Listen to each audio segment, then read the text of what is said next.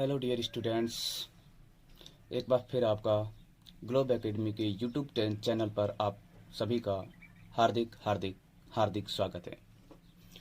आज हम बात करेंगे सामाजिक विज्ञान विषय के अंतर्गत पाल, राष्ट्रकूट और गुर्जर परतियार वंश के शासकों और उनकी उपलब्धियों के बारे में। चलिए मैं सबसे पहले शुरू करता हूँ पाल वंश। अपने अध्याय के अंदर अगली इकाई के रूप में आएगा पाल वंश। तो सर्वप्रथम हम बात करते हैं पाल वंश की।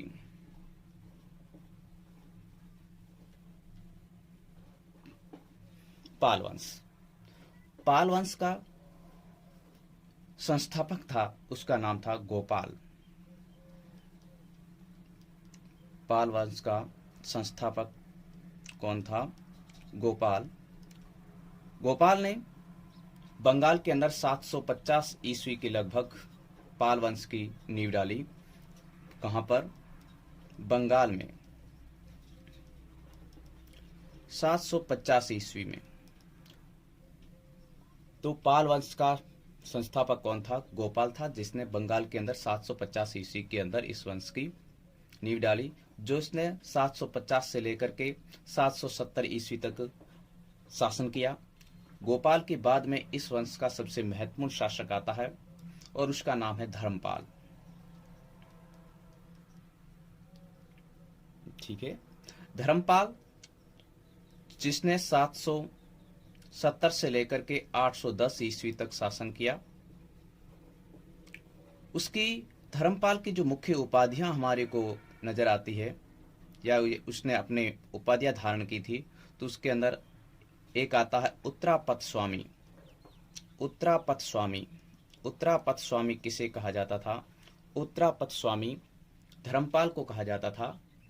ये किसके अनुसार कहा जाता था? एक गुजराती कवि हुए हैं जिसका नाम है कवि सोढल। गुजराती कवि सोढल ने धर्मपाल को उत्तरापथ स्वामी के नाम से जाना है, और विभिन्न लेखों के अंदर जो धर्मपाल से संबंधित लेख प्राप्त हुए हैं, इसके अंदर इसे परम सौगात के नाम से जाना गया है। परम सौगात।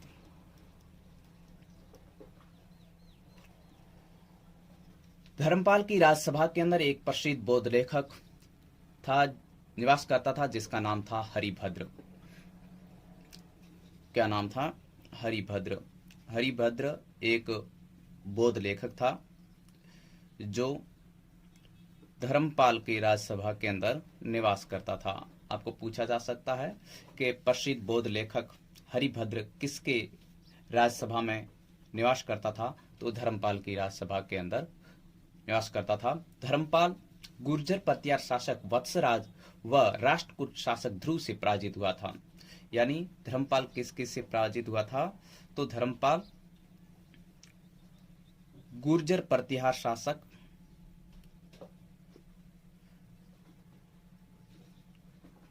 वत्सराज व राष्ट्रकूट शासक, राष्ट्रकूट वंश का जो शासक था जिसका नाम था ध्रुव, से इन दोनों से क्या हुआ था? पराजित हुआ था, हार गया था। धर्मपाल ने विक्रमशिला के अंदर प्रसिद्ध बौद्ध विहारों की स्थापना करवाई थी। धर्मपाल ने क्या किया था? विक्रमशिला के अंदर, विक्रमशिला में प्रसिद्ध विहारों की स्थापना करवाई।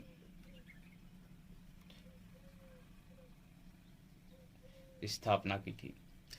धर्मपाल के बाद में इस पाल वंश का जो अगला शासक बनता है उसका नाम था देवपाल। क्या नाम था? देवपाल। देवपाल इस वंश का 810 से लेकर के 850 ईस्वी तक शासक रहता है, और देवपाल ही पाल वंश का सबसे शक्तिशाली शासक था। यानी इस वंश का सर्वाधिक शक्तिशाली शासक, पाल वंश का सर्वाधिक शक्तिशाली शासक था, वो कौन था? देवपाल सब सर्वाधिक शक्तिशाली शासक हुआ। इसने अपनी राजधानी को पाटलिपुत्र से बंगाल स्थापित कर दिया। देवपाल से पहले पाल वंश की राजधानी पाटलिपुत्र थी और इसके बाद में इसने अपनी राजधानी को क्या किया, राजधानी पाटलिपुत्र से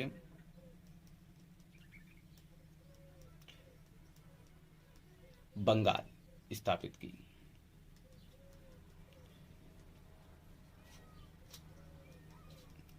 ठीक है। इसके बाद में इसके समय में देवपाल ने इसकी राजसभा के अंदर सुमात्रा का राजा बालपुत्र देव का दूत इसके दरबार में आया था। यानी देवपाल की राजसभा के अंदर,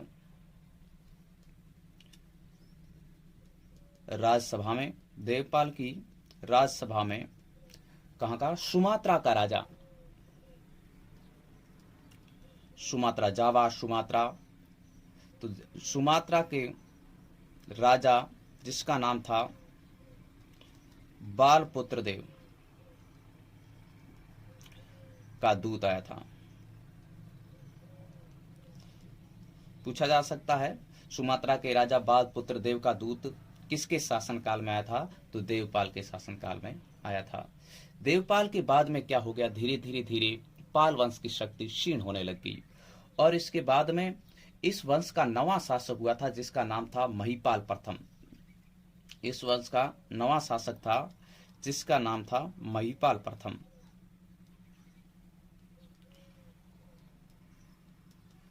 महिपाल प्रथम के समय क्या हुआ, चोल राजा जिसका नाम था राजेंद्र प्रथम ने क्या किया, इस भूभाग पर आक्रमण किया और लगभग 1023 ईस्वी के में गंगा के प्रदेश तक को जीत लिया था और इस तरीके से पाल वंश का खात्मा हो गया। यानी इस वंश का, पाल वंश का नवा शासक था महिपाल प्रथम, जिसके समय में क्या हुआ, चोल राजा जिसका नाम था राजेंद्र प्रथम, चोल राजा राजेंद्र प्रथम ने 1023 ईस्वी के लगभग गंगा तक के प्रदेश को जीत लिया था। गंगा तक के प्रदेश, गंगा नदी के तक के प्रदेश को जीत लिया था और इस तरीके से इस पाल वंश का जहां शासक था, साम्राज्य था, उसके ऊपर इसने अधिकार कर लिया था। ठीक है। तो इस प्रकार से ये पाल वंश के जो राजा हुए वो बौद्ध अनुयायी थे, यानी बौद्ध धर्म को मानते थे। तो पाल वंशी शासक किस धर्म को मानते थे, तो पाल वंशी शासक बौद्ध अनुयायी थे, बौद्ध धर्म को मानते थे, बौद्ध अनुयायी थे। ठीक है। इसी के समय पाल वंश के राजाओं के द्वारा, शासकों के द्वारा नालंदा और विक्रमशिला के अंदर विहार जो बने हुए थे उसको संरक्षण प्रदान किया गया और एक बौद्ध भिक्षु था जिसका नाम था आता है अतिशा। क्या नाम आता है, बौद्ध भिक्षु था, एक प्रसिद्ध बौद्ध भिक्षु जिसका नाम था अतिशा। क्या नाम था, अतिशा।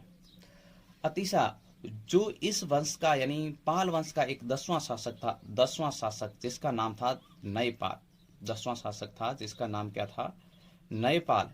इस नयपाल के समय में एक तिब्बत के राजा के निमंत्रण पर वहां पर अतिशा तिब्बत गया था।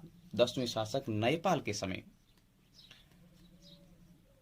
बौद्ध भिक्षु अतिशा पाल वंश के 10वें शासक नयपाल के समय तिब्बत के राजा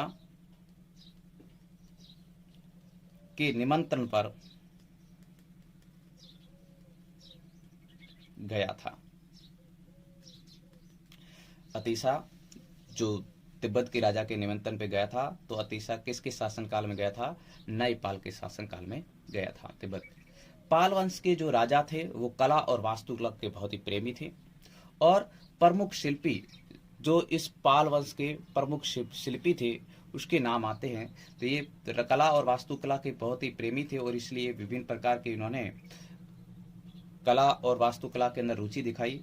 तो इस पाल वंश के प्रमुख शिल्पियों के नाम आते हैं। तो प्रमुख शिल्पी इस वंश के कौन थे, इस काल के कौन थे, जिसके अंदर नाम आता है धीमान, और वह एक नाम आता है विटकल। ये प्रमुख शिल्पी थे इस वंश के, जिसको पाल वंश के राजाओं का संरक्षण प्राप्त था। तो इस प्रकार से ये था पाल वंश। पाल वंश के अंदर महत्वपूर्ण आपको जानकारी याद रखनी है, इसका संस्थापक कौन था, गोपाल था। और इसके बाद में इस वंश का जो शासक बना वो धर्मपाल बना। और धर्मपाल के समय जो उसके उपाधि थी उत्तरापद स्वामी, जो गुजरात के कवि सोढल के द्वारा दी गई थी, और उसे लेखों के अंदर पर भागवत कहा जाता था। इस धर्मपाल की राजसभा के अंदर एक बौद्ध भिक्षु या बौद्ध लेखक रहता था, जिसका नाम था हरिभद्र। ठीक है, धर्मपाल ने विक्रमशिला के अंदर प्रसिद्ध बिहार की स्थापना करवाई थी। इस वंश का सबसे प्रतापी शासक हुआ और शक्तिशाली देवपाल था, जिसने अपनी राजधानी पाटलिपुत्र से बंगाल स्थापित की। इसके देवपाल की राजसभा के अंदर सुमात्रा का राजा बालदेव पुत्र का दूत आया था। इस वंश का नवा शासक महिपाल प्रथम हुआ, जिसके शासनकाल के अंदर चोल राजा राजेंद्र प्रथम ने गंगा नदी के तट तक का सावरपूर्ण क्षेत्र अपने अधिकार के अंदर ले लिया था। और जिस प्रकार से पाल वंश की धीरे धीरे क्षति होने लगी, पतन होने गया। और पाल वंश के शासक थे वो बौद्ध अनुयायी थे। और बौद्ध भिक्षु अतिशा, जो पाल वंश के 10वें शासक नयपाल के समय तिब्बत के राजा के निमंत्रण पर वहां गए थे। इस वंश के प्रमुख शिल्पी या इस काल के प्रमुख शिल्पी थे धीमान और विटकल थे। ठीक है, और इसके बाद में हमारा जो अगला जो टॉपिक आता है, पाल वंश के बाद में हम पढ़ेंगे राष्ट्रकूट। राष्ट्रकूट वंश के जो शासक हुए, क्योंकि इस काल के अंदर पाल वंश और राष्ट्रकूट और गुर्जर प्रतिहार वंश तीनों के मध्य त्रिपक्षीय संघर्ष हुआ था, जो लगभग 100 से 150 सालों तक चलता रहा था। तो चलिए हम बात करते हैं, अगला हमारा राजवंश है जिसका नाम है राष्ट्रकूट वंश। कौन सा वंश? राष्ट्रकूट वंश।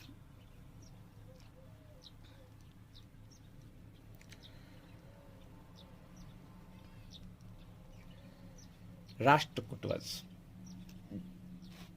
यस, ध्यान दीजिए, राष्ट्रकूट वंश। राष्ट्रकूट वंश के अंदर कुल 14 शासक हुए। कितने शासक हुए? 14 शासक हुए। इस राष्ट्रकूट वंश की स्थापना दंती दुर्ग ने 736 ईस्वी की। एक शासक हुआ जिसका नाम था दंती दुर्ग। दंती दुर्ग जो राष्ट्रकूट वंश का संस्थापक माना जाता है, जिसने लगभग 736 ईस्वी के अंदर राष्ट्रकूट वंश की स्थापना की। और ये अपनी राजधानी नासिक स्थापित की। राजधानी क्या बनाई, कहां बनाई? नासिक। माना जाता है कि दंती दुर्ग वातापी या बादामी की चालुक्यों का सामंत था। और यहां इनका सामंत रहते हुए चालुक्य शासक था जिसका नाम था, वातापी का चालुक्य शासक था कीर्ति वर्मा सेकंड, जिसको पराजित करके दंती दुर्ग ने राष्ट्रकूट वंश की नींव डाली। यानी ये सामंत थे, किसके थे? वातापी के चालुक्यों के। राष्ट्रकूट वंश के शासक थे वो सामंत थे। तो वातापी के चालुक्यों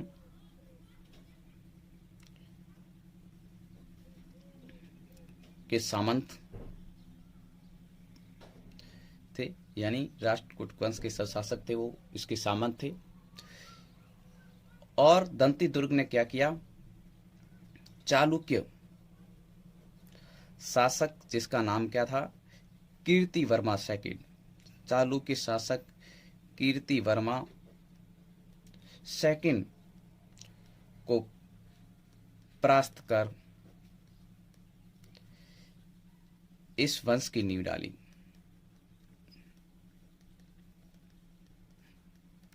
यहां रखी। ठीक है, इस वंश का एक शासक हुआ जिसका नाम था कृष्ण प्रथम। क्या नाम था? कृष्ण प्रथम। कृष्ण प्रथम ने एलोरा के कैलाशनाथ मंदिर का निर्माण कराया था। एलोरा के प्रसिद्ध कैलाशनाथ मंदिर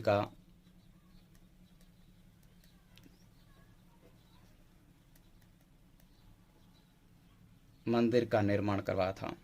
किसने करवाया था? ये वेरी इंपॉर्टेंट क्वेश्चन है, आपको पूछा जा सकता है 1 नंबर का क्वेश्चन कि एलोरा के प्रसिद्ध कैलाशनाथ मंदिर का निर्माण किसने करवाया था? तो राष्ट्रकूट वंश के शासक कृष्ण प्रथम ने एलोरा के कैलाशनाथ मंदिर का निर्माण करवाया था। इसी वंश का एक चौथा शासक हुआ ध्रुव, जिसने वत्साराज और धर्मपाल दोनों को ही पराजित किया था। इस वंश का चौथा शासक था, चौथा शासक जिसका नाम था ध्रुव, जिसने क्या किया था? वत्सराज जो गुर्जर प्रत्यार वंश का शासक था, और धर्मपाल जो किस वंश का था? पाल वंश का। इस दोनों को क्या किया था? परास्त किया था, यानी हराया था। ध्रुव ने अपने साम्राज्य को मालव प्रदेश से लेकर के कांची तक फैला दिया गया था। और इस वंश का एक छठा शासक हुआ जिसका नाम आता है अमोघवर्ष। छठा शासक जिसका नाम था अमोघवर्ष। अमोघवर्ष एक शांति प्रिय शासक था, इसलिए इसने लगभग 64 वर्ष तक शासन किया। एक शांति प्रिय शासक होने के कारण इसने लगभग 64 वर्ष तक शासन किया।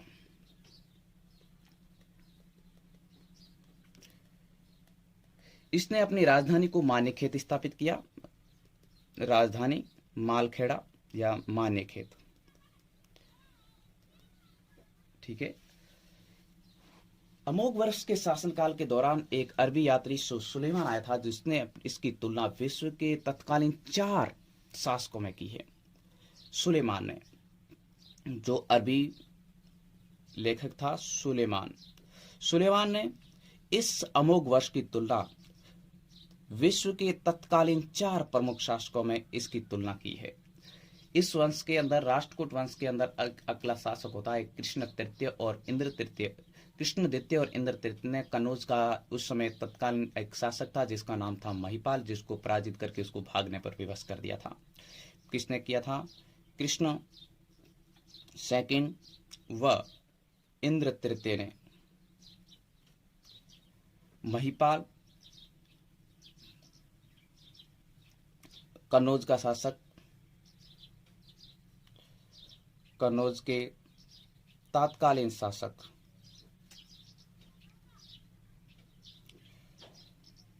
महिपाल को भागने पर विवश किया।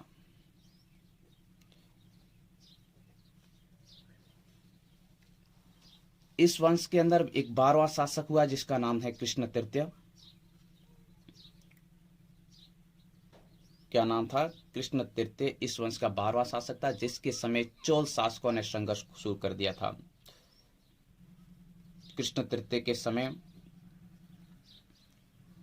दक्षिण में चोल शासकों ने संघर्ष शुरू किया और इस संघर्ष के दौरान धीरे धीरे राष्ट्रकूट वंश का पतन शुरू हो गया और राष्ट्रकूट वंश की पराभव चालुक्यों के द्वारा हुआ। और चालुक्य शासक तेलप ने, एक चालुक्य शासक था,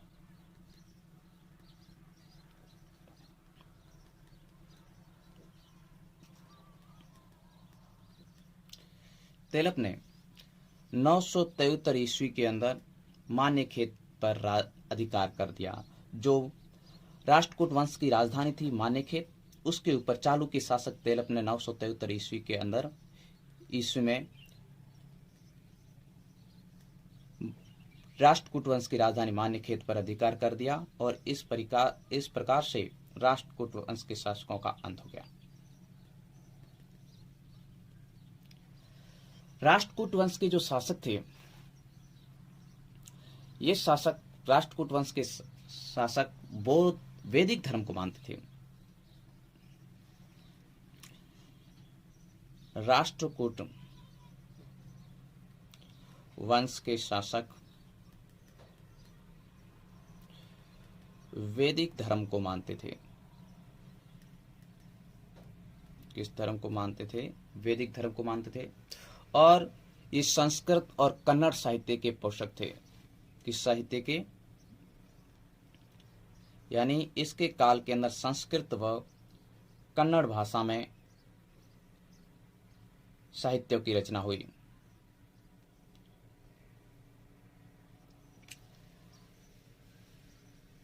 अरब जो लेखक आए, अरब विद्वान आए, उन्होंने इस वंश के शासकों को बलहरा या बलराज के नाम से संबोधित किया है। क्या कहा है? तो अरबों ने इस वंश के शासकों को, यानी राष्ट्रकूट वंश के शासकों को बलहरा या बलराज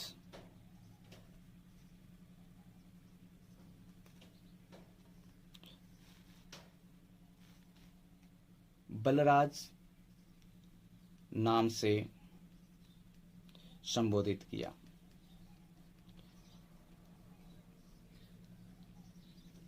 ठीक है, इस तरीके से ये बात हुई राष्ट्रकूट वंश की।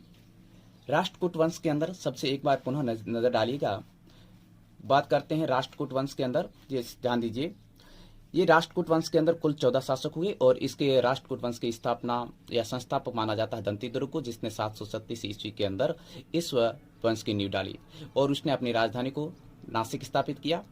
ये दंतीदुर्ग वातापी के चालुक्यों का सामान था और उसने चालुक्य शासक कीर्तिवर्मा सेकंड को परास्त करके इस वंश की नींव रखी। और इसी वंश का एक शासक हुआ कृष्ण प्रथम, जिसने एलोरा के प्रसिद्ध कैलाशनाथ मंदिर का निर्माण करवाया था। और इस वंश के चौथे शासक ध्रुव ने वत्सराज और धर्मपाल दोनों को पराजित किया था। और इस वंश का छठा शासक हुआ अमोघवर्ष, जो एक शांति प्रिय शासक था, जिसने 64 वर्ष तक लगभग शासन किया था और उसने अपनी राजधानी को मान्यखेत स्थापित किया। और इस वंश का एक अरबी शासक था, अरबी विद्वान था, जिसका नाम था सुलेमान, जिसने अमोघवर्ष की तुलना तत्कालीन विश्व के 4 बड़े शासकों में की थी। कृष्ण द्वितीय और इंद्र तृतीय ने कन्नौज के तत्कालीन शासक महिपाल को परास्त कर उसे भागने पर विवश किया था। और कृष्ण तृतीय के समय ही 14 शासकों के बीच में संघर्ष शुरू हो गया था और चालुक्यों ने इस वंश के शासकों का पराभव किया। और इसके में ऐसा माना जाता है कि चालुक्य शासक तेलप ने 973 ईस्वी में इसकी राष्ट्रकूट वंश की राजधानी मान्यखेत पर अधिकार कर लिया था। राष्ट्रकूट वंश के शासक वेदी धर्म को मानते थे और संस्कृत और कन्नड़ साहित्य को उन्होंने संरक्षण प्रदान किया था। अरबों ने इस वंश के शासकों को बलहरा अर्थात बलराज के नाम से संबोधित किया है। और इस प्रकार से ये पाल वंश और राष्ट्रकूट वंश 2 समाप्त हो गए। अगला हम बात करेंगे गुर्जर प्रतिहार वंश।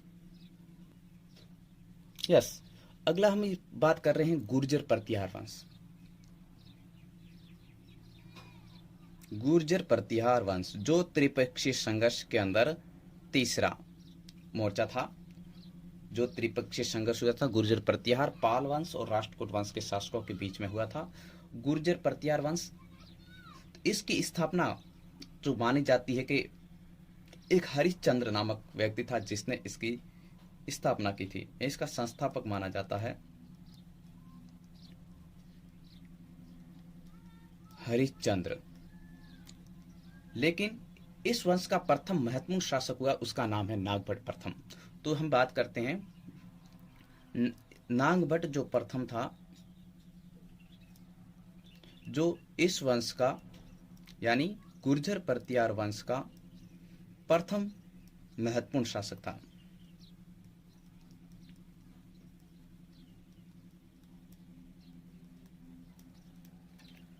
नागभट्ट प्रथम के समय ही अरब आक्रमणकारियों ने भारत के ऊपर आक्रमण करने का प्रयास किया, जिसे नागभट्ट प्रथम ने अरब आक्रमणकारियों का सफलतापूर्वक सामना किया था और उसको भारत के अंदर प्रवेश करने से रोक रखा था।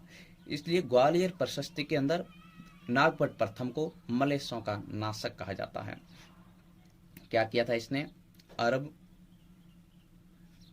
आक्रमणकारियों का सामना किया, आक्रमणकारियों का सफलतापूर्वक सामना किया और इसे ग्वालियर प्रशस्ति में मलेच्छों का नाशक, मलेच्छों का नाशक कहा गया है। ठीक है, मलेच्छों का नाशक किसे कहा गया है? तो नागभट्ट प्रथम को कहा गया है। नागभट्ट प्रथम ने 730 से लेकर के 756 ईस्वी तक लगभग शासन किया था। 730 से लेकर के 756 ईस्वी तक। इसके बाद में इस वंश का एक अगला शासक बनता है जिसका नाम आता है वत्सराज। वत्सराज जो इस वंश का प्रथम शासक था जिसने सम्राट की पदवी धारण की थी। इस वंश का यानी गुर्जर प्रतिहार वंश का प्रथम शासक जिसने क्या किया था? सम्राट की पदवी धारण की।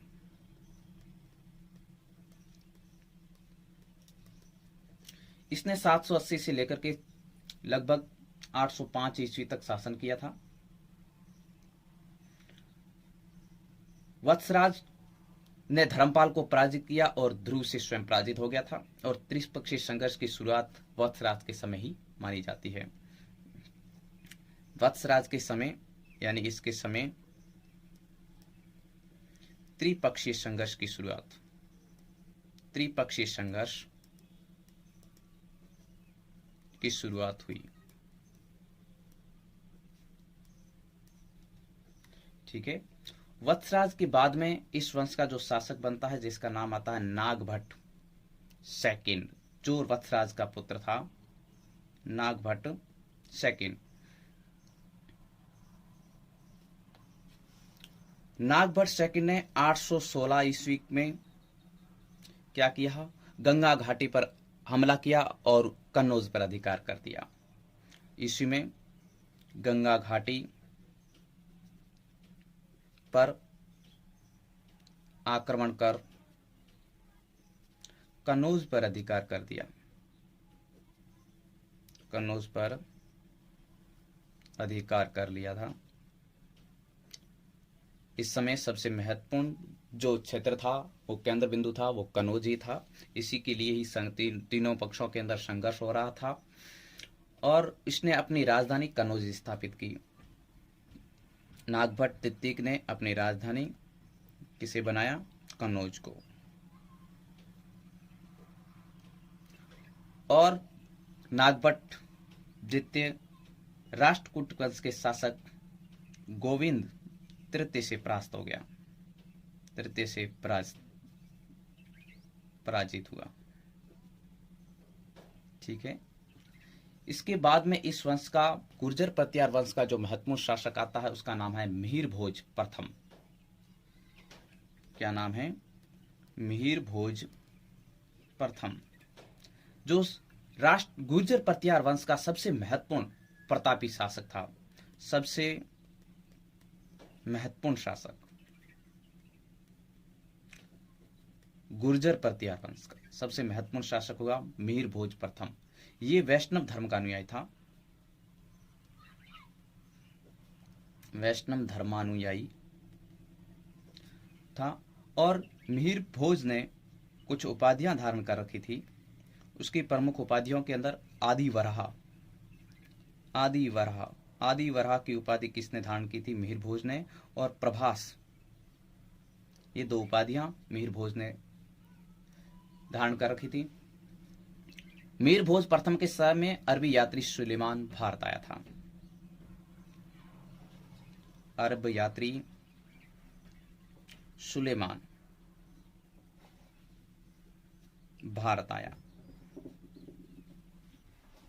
ठीक है, अरब यात्री सुलेमान भारत किसके शासनकाल में आया था? मिहिर भोज प्रथम, जो गुर्जर प्रतिहार वंश का शासक था। इसके बाद में इस वंश का शासक बनता है जिसका नाम है महेंद्रपाल प्रथम। महेंद्रपाल प्रथम इस वंश का अगला शासक है। ध्यान दीजिए, महेंद्रपाल प्रथम जो राजशेखर का शिष्य था, कवि राजशेखर का शिष्य, वह संरक्षक था। ध्यान दीजिए, राजशेखर जिसने महत्वपूर्ण, राजशेखर की प्रमुख रचनाएं आपको बता देते हैं। राजशेखर कृत द्वारा लिखी गई सबसे महत्वपूर्ण कर्पूर मंजरी, ठीक है। इसके अलावा काव्य मीमांसा महत्वपूर्ण रचना है जो राजशेखर की, और विद्व साल भंजी का, विद्व साल भंजी का बाल भारत, बाल रामायण,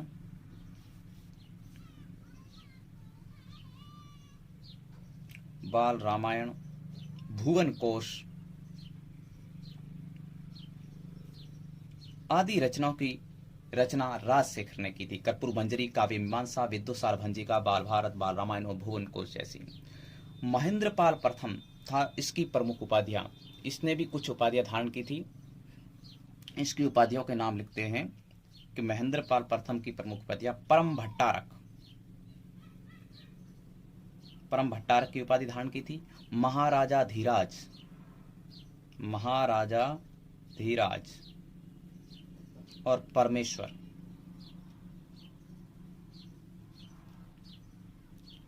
ये उपाधियां धारण की थी। किसने की थी? महेंद्रपाल प्रथम के द्वारा ये उपाधियां धारण की गई थी। इसके बाद में आता है इस वंश का शासक महिपाल। कौन सा शासक आता है? महिपाल।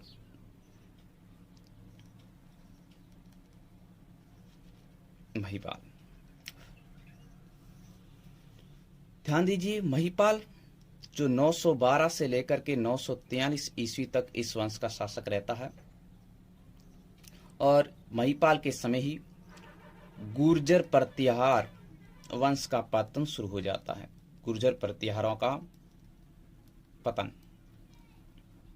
शुरू हो जाता है। इसके शासनकाल के अंदर एक बगदाद निवासी अल मसूदी भारत आया था। बगदाद निवासी अल मसूदी भारत आया था। इसके बाद कई सारे छोटे मोटे इस वंश के शासक हुए, जिसके अंदर हम लोग प्रमुख अन्य शासक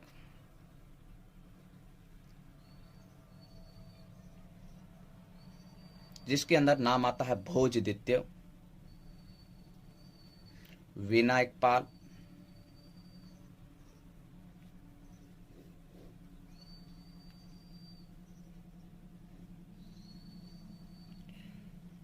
विनायकपाल, महेंद्रपाल द्वितीय, देवपाल, महिपाल सेकेंड,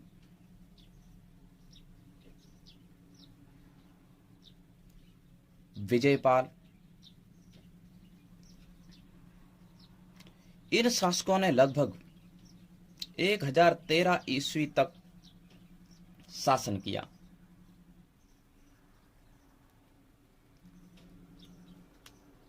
एक 1013 ईस्वी तक शासन किया। इसके बाद में महमूद गजनवी भारत आया था। महमूद गजनवी के समय कनौज का शासक था राज्यपाल। आपको पूछा जा सकता है, महमूद गजनवी के समय, जब महमूद गजनवी ने भारत के ऊपर आक्रमण किया था, तो महमूद गजनवी के समय कन्नौज का शासक कौन था? तो महमूद गजनवी के समय कन्नौज का शासक था, वो शासक था राज्यपाल। क्या हुआ? महमूद गजनवी के आक्रमण के से डर करके राज्यपाल यहां से भाग गया था, जिसकी वजह से आसपास के जो राजपूत शासक थे वो इस राज्यपाल से क्या हो गए थे? नाराज हो गए। और जैसे ही महमूद गजनवी भारत से लौट गया, तो उसके बाद में कालिंजर का एक चंदेल राजा था गण, जिसके नेतृत्व के अंदर इकट्ठे होकर के राजपूत राजाओं ने राज्यपाल की हत्या कर दी और उसकी जगह त्रिलोचन पाल को गुर्जर प्रतिहार वंश का अगला राजा बनाया। तो हम बात करते हैं, तो महमूद गजनवी के समय कन्नौज का शासक राज्यपाल था, जो इससे डर करके भाग गया था। इसके बाद में क्या हुआ? कालिंजर के चंदेल शासक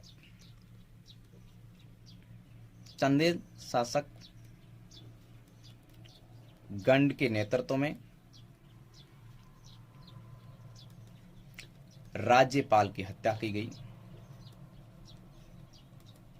तथा त्रिलोचन पाल को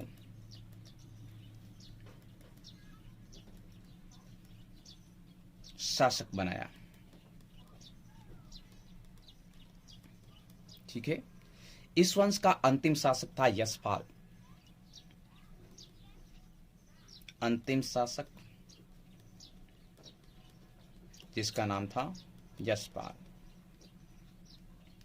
और कन्नौज के अंदर गढ़वाल और राठौड़ वंश का उद्भव शुरू हो गया और गुर्जर परतियार वंश के शासकों ने अरबों को भारत में प्रवेश करने से रोक दिया। ये गुर्जर परतियार वंश की सबसे महत्वपूर्ण उपलब्धि थी। ठीक है। कन्नौज में गढ़वाल या जिसको कहा जाता है अथवा राठौड़ वंश का उद्भव हुआ। इसकी महत्वपूर्ण उपलब्धि गुर्जर प्रतिहार शासकों ने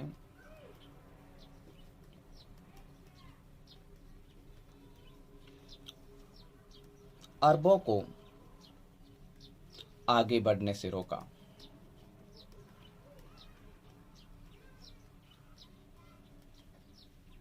ठीक है। ये था गुर्जर परतियार वंश। इस तरीके से हमारे पाल, राष्ट्रकूट और गुर्जर परतियार वंशों का यह महत्वपूर्ण अध्याय यहां पर समाप्त होता है। जय हिंद।